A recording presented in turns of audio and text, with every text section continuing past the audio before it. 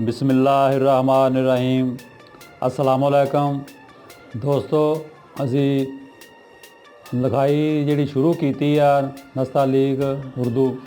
उस तो इलावा दोस्तों की फरमाइश है कि इंग्लिश भी करवानी चाहिए है। वो असी इंग्लिश भी शुरू कर रहे हैं।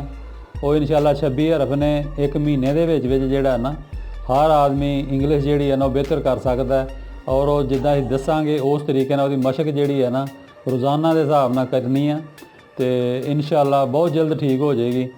तो उम्मीद करांगे कि तुसी पसंद करोगे। जिहड़ा साडा तरीकाकार है वो दसन का वो तुसी अपनाओगे इंशाअल्लाह। तो कोशिश करांगे कि इनू होर अच्छे तो अच्छे तरीके नाल इनू दस्या जाए। बिस्मिल्लाहिर्रहमानिर्रहीम। साडा इंग्लिश का सबक है जी, सबक नंबर 10। और एल लिखिया सी कल, असीं हुण असीं लिखांगे एम और एन लिखांगे बाद।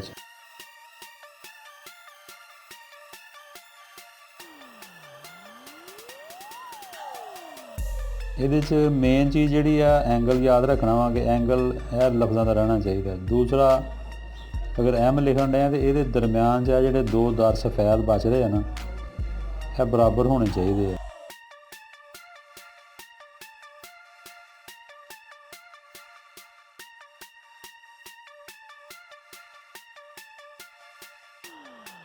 जे छोटे ने तो सब तो छोटे हो, जे बड़े ने तो सब तो बड़े होने चाहिए। दोवें चीज़ां जिहड़ियां ना एक जैसियां रहनी चाहिए।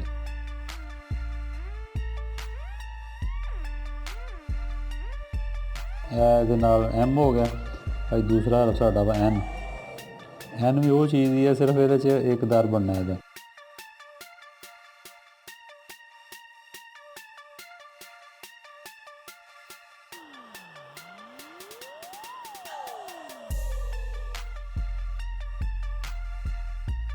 एक लफ्ज़ जोड़ा तुसीं लिखना है हरफ, वो कोशिश करो भी एक कम अज़ कम एक सफ़ा जोड़ा ना वो लिखो।